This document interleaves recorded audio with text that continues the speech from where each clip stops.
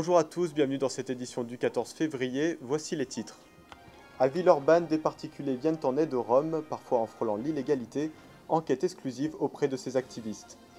Les éléphantes du parc de la Tête d'Or soustraites au public car deux d'entre elles sont atteintes de la tuberculose. Et enfin, une Saint-Valentin morose pour les Lyonnais. Mais avant de commencer ce journal, ce fait divers tragique, hier un homme âgé de 27 ans a reçu un coup de cutter à la carotide dans une rame du métro A, près de la station Charpennes. L'agresseur est un SDF de 47 ans. Plus de détails avec Vincent Serrano et Brice Nativel qui ont rencontré un témoin de la scène. J'allais prendre le métro A et les gens ils sortent, on fait pas attention, c'est comme d'habitude et puis d'un seul coup on voit deux personnes qui sortent avec la main sur la gorge et enfin bon c'était franchement le gars il s'étale par terre. Audrey allait prendre le métro lorsqu'un homme est sorti de la rame en s'écroulant sur le quai de la station Charpennes. Encore choquée par la scène, la jeune femme est venue ce matin acheter le journal pour prendre des nouvelles de la victime. Il y avait deux jeunes de mon âge, pas plus, 20 ans et 25 ans à peine, quoi, et ils ont aidé. Il y avait une dame aussi un peu plus âgée qui tenait la main du monsieur. Le gars il avait 27 ans et il était tout jeune, tout ça pour une réflexion à la con, voilà.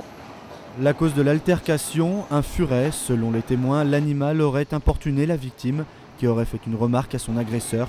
Ce dernier n'a pas apprécié et a tranché la gorge du jeune homme à coups de cutter. Moi je me sens pas en insécurité quand je prends le métro la journée. J'ai jamais remarqué de quelconque agression. Tous les clients ils étaient choqués, ils me parlaient sur l'histoire là qui s'est passée hier dans le métro. Voilà, et ils disent que c'est grave, vraiment pour juste un petit regard comme ça, et les gens ne comprennent pas cette situation, quoi. Hospitalisé hier soir à l'hôpital Édouard Herriot, le pronostic vital de la victime était toujours engagé aujourd'hui à la mi-journée, selon les médecins. La police a indiqué avoir interpellé l'agresseur ce matin vers 3 h dans un foyer du cours Charlemagne. En garde à vue, le SDF a reconnu les faits. Il devrait être présenté au parquet dès demain. L'Observatoire international des prisons demande l'ouverture d'une information judiciaire après les plaintes de 3 détenus de la maison d'arrêt de Lyon-Corba. Les prisonniers concernés estiment avoir subi des violences volontaires de la part des ERIS, les équipes régionales d'intervention et de sécurité. Pas d'association, pas de collectif, juste des particuliers qui prennent à bras le corps le problème des logements chez les Roms, au risque parfois de se mettre hors la loi. C'est l'enquête de cette édition. Clément Fayolle, Gary Grenier. Je pense dans la semaine, je vais commencer par ramener de l'eau, prendre de l'eau et l'eau qui arrive là, la ramener jusqu'ici. Dans ce squat, la mise aux normes est fondamentale pour ne pas être délogé.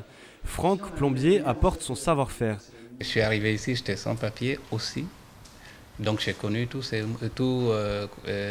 directement toutes ces choses-là aussi. J'ai appartenu au squat et pour moi c'est une lutte qui est importante, qui est essentielle.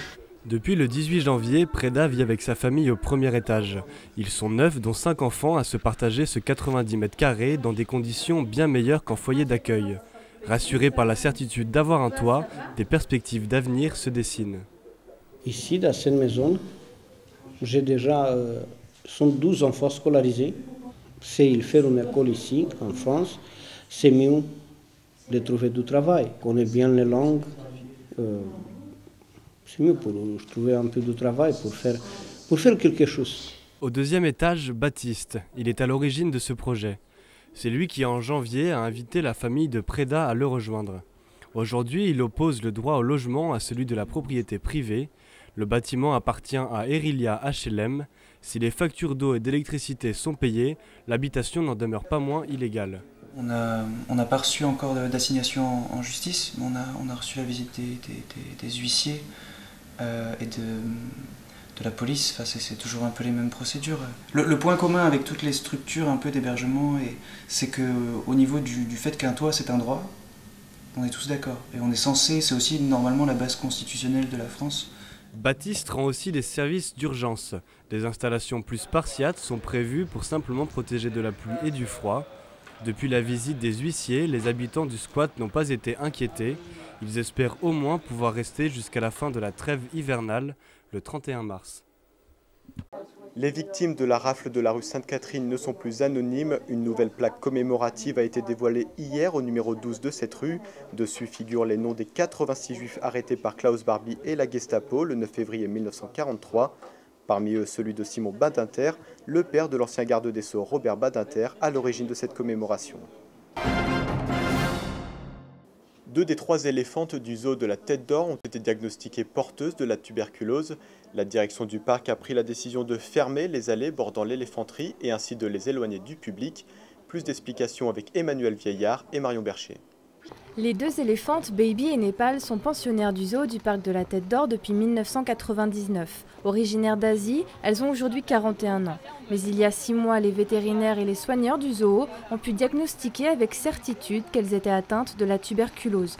Les origines de l'infection de ces 2 pachydermes femelles demeurent cependant incertaines. Elles sont probablement arrivées avec la tuberculose, puisque dans les souches asiatiques, c'est assez répandu. Et une deuxième hypothèse, c'est qu'elle les contractée au zoo, dû à la promiscuité avec les autres espèces qui sont dans des conditions sanitaires qui sont idéales qu'ici. Par mesure de sécurité, Baby et Népal vont être écartés du public à l'aide de barrières qui bloquent les allées proches de leur enclos. En effet, la tuberculose de l'éléphant est contagieuse pour l'homme. Cependant, les 2 femelles n'ont pas encore les symptômes de la maladie. Elles ne toussent pas, ne crachent pas et ne maigrissent pas. En tant que vétérinaire, si j'avais eu un cas positif de tuberculose clinique, j'aurais été obligé, dans ce cas-là, de les euthanasier. En tout cas, ça dépend de la forme clinique. On n'en est pas à ce stade-là. Donc on a encore le temps justement de la discussion. Les 2 pachydermes ne seront pas soignés, le processus de traitement pouvant mettre en danger les vétérinaires. Baby et Népal pourraient donc finir leur jour loin du public et sous surveillance.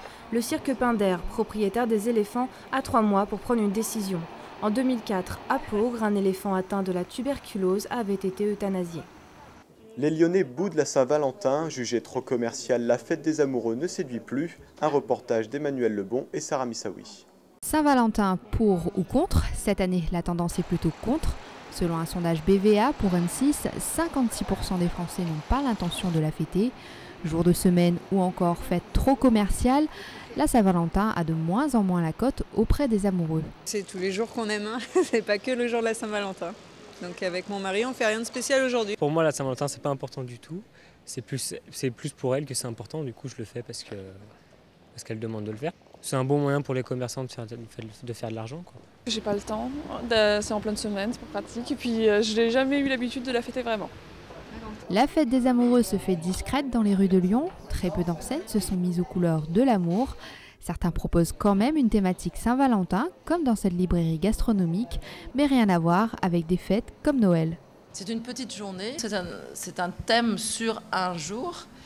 On axe un tout petit peu dessus. On a fait un atelier de cuisine aussi sur les macarons donc en forme de cœur, mais sinon c'est tout.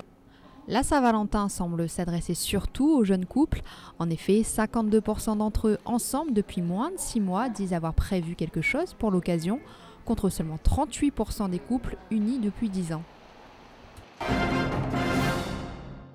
Hier, suite et fin de la 23e journée de football, Lille conserve son avance en tête de la Ligue 1 après sa victoire contre Toulouse 2-0. Sur le même score, les Rennais ont eu raison de Nice et passent donc devant Marseille et l'OL, vainqueur 4-1 samedi à Saint-Étienne. Les Lyonnais se retrouvent 4e à égalité de points avec le Paris Saint-Germain, Saint-Étienne est 6e. Voilà, c'est la fin de ce journal, merci de nous avoir suivis. Prochain rendez-vous avec l'info, c'est demain à la même heure sur Télé ISCPA.